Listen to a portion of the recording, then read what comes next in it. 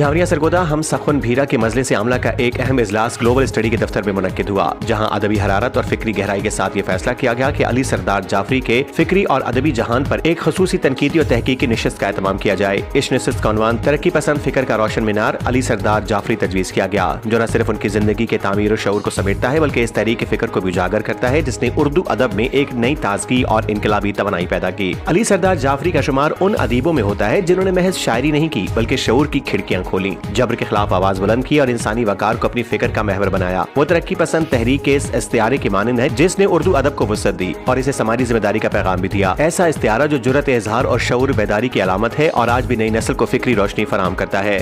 जनाब सैयद वकार अली नकवी के दीवान खाने में मुनक्किद होगी। गुफ्तगू का आगाज जनाब निसार अली भट्टी अली सरदार जाफरी के तारुफ और फिक्री पस मंजर से करेंगे, जिसके बाद दबीर अब्बास साहब अली सरदार जाफरी की फिक्र पर गुफ्तगू करेंगे। नशिस्त के दूसरे हिस्से में हाजरीन भी मकालमे का हिस्सा बनेंगे। यूं ये महफिल सिर्फ एक अदबी तकरीब नहीं बल्कि फिक्री तबादले, शऊर बेदारी और अदबी तसलसल का वो सिलसिला बन जाएगी जिससे हम सखुन भीरा की रिवायत मजीद मजबूत होगी।